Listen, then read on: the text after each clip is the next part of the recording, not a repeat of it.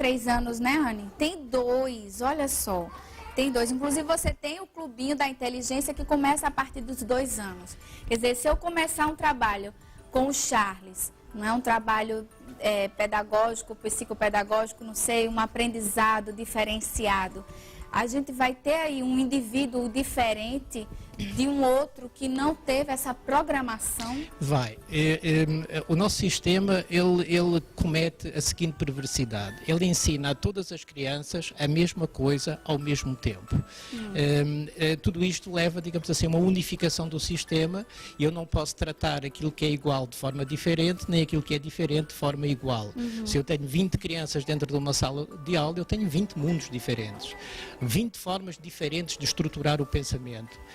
20 formas diferentes de ver o mundo. É incrível. E como é que as escolas, será que Juliano pode me responder? Como é que as escolas, né, ainda não estão trabalhando, não vou nem dizer que não descobriram isso, porque devem saber. Mas por que as escolas ainda tratam todos iguais? E aquele sistema que eu, na minha fase, já achava cansativo. Eu sou muito visual.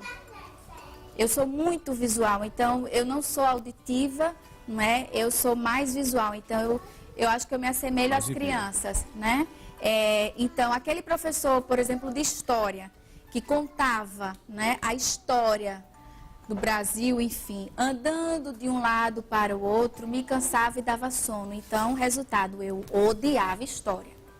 No momento em que um outro professor com outra técnica me passou a mesma informação, eu amo história.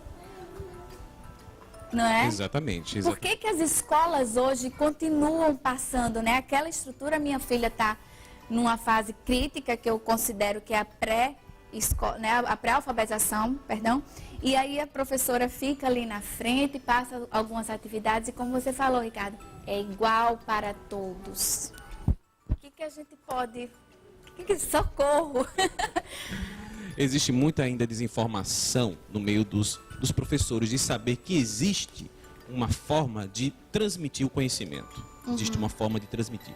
Claro que ali tem alunos visuais, auditivos e sinestésicos. Tem uns que aprendem mais vendo. Vamos falar, os visuais, obviamente, são os que olham, aprendem mais com a visão. Os auditivos é o que escutam mais. Ok. E sinestésicos são aqueles que gostam de agir, movimento. Mais ação, que é o caso da minha filha. Fazer as coisas. Então, ela não senta na cadeira, ela está sempre em movimento. Ela aprende mais em movimento do que parado. E o que fazer quando a professora fala, senta menino? Vou chegar lá agora. Ai, meu pai. O professor falou uma coisa bem interessante. Ele falou que a partir dos 3 anos começa a aprender um monte de coisa. Sim. É verdade. Depois dos 3 anos, você aprendeu tantas coisas fúteis, sem falar Sim. nas úteis. Ou seja, o teu cérebro, na verdade, é uma máquina de aprender. Ele aprende de maneira incrível e rápida. Porém, existem duas coisas aí, uma positiva e uma negativa. A positiva é que você pode aprender de maneira incrível e rápida. A negativa é que você pode tanto aprender coisas úteis quanto inúteis. Está cheio aí o nosso mundo, infelizmente. Exatamente. Né? Esse é o lado negativo do cérebro. Você fala, por isso que a mãe fala, por exemplo, minha filha, não assista TV, não assista televisão, não ligue o computador. Já sei onde você está querendo chegar. O cérebro dela vai dizer, que droga é essa que minha mãe está falando? Eu preciso primeiro assistir a televisão para poder entender o que ela estava falando. Porque não existe a negativa no cérebro. Se você fala, eu não quero ser gordo, o teu cérebro entende, que danado ela está falando. O que existe no seu cérebro é magro ou gordo. Não existe a negativa de gordo e magro. E se você falou que não quero ser gordo, então fica quero ser gordo. O que o seu cérebro vai primeiro pensar? Vai pensar você primeiro bem gorda.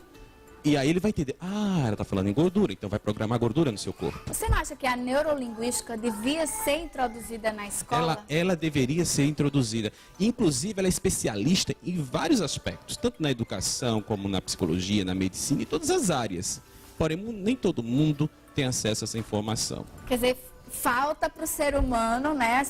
Tem essa questão da tecnologia necessária, dependendo da forma que vai se usar.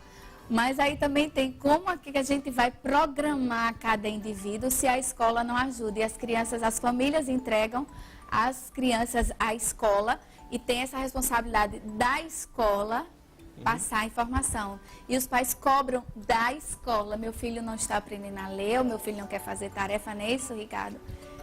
De certa forma, sim. O que é fundamental é que também se compreende, independentemente, digamos, das novas tecnologias e das grandes ferramentas que hoje dispomos, que nenhuma pedagogia funciona se ela não tiver por trás toda uma estrutura afetiva, a relação do amor. As crianças nesta idade, elas agem por mimética, ou seja, aquilo que o pai faz é preponderante para a criança, aquilo que a mãe faz é preponderante para a criança. É assim que ela, digamos assim, vai estruturando a arquitetura do seu cérebro. Então, ela age por mimética, ou seja, eu não posso proibir os meus filhos de fazerem isto ou de fazerem aquilo, porque para eles eu valho não por aquilo que eu digo, mas por aquilo que eu faço. Olha como é importante isso, papai e mamãe que estão assistindo a gente. Não importa, então, falar. Não. Mas sim Fazer, agir. fazer. O fazer. Aliás, quer dizer, isso é transversal à nossa sociedade. O Ele professor também não vale por aquilo que ele sabe, ele vale por aquilo que ele é. Ai, que se, é ele super for, se ele for importante um professor, uma pessoa íntegra, com um caráter harmonizado, Sim. Que tenha uma verdade natural dentro de si, ele repassa isso para o professor. Sim. Uma criança de 6 anos de idade, quando está perante um professor, a grande pergunta que ela faz não é quanto é que tu sabes. Sim. Isso é irrelevante para a criança. Ela faz uma pergunta muito mais profunda, muito mais filosófica. Quem és tu? E depois da criança saber quem está ali na sua frente, depois de se estabelecerem laços de empatia, então pode fluir o conhecimento através de uma ponte de coração para coração. Primeiro através das emoções, para depois atingir a razão. Isto seria um processo, digamos assim, natural dentro de uma constituição, de uma sala de aula retrógrada como é aquela que existe hoje. Nós continuamos assistindo ao enfileiramento dentro de uma sala de aula. Repare que é extremamente traumatizante eu ter como horizonte a nuca do meu colega da frente durante muitos e muitos anos. A nuca dele pode ser maravilhosa, mas não deixa de ser traumatizante.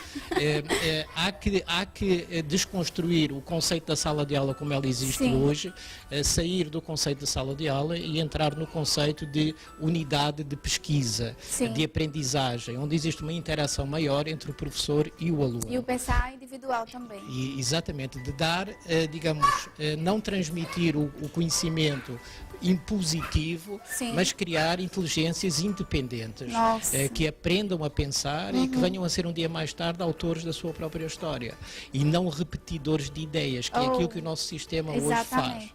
Ele produz, numa linha de produção industrial, reprodutores de ideias já feitas.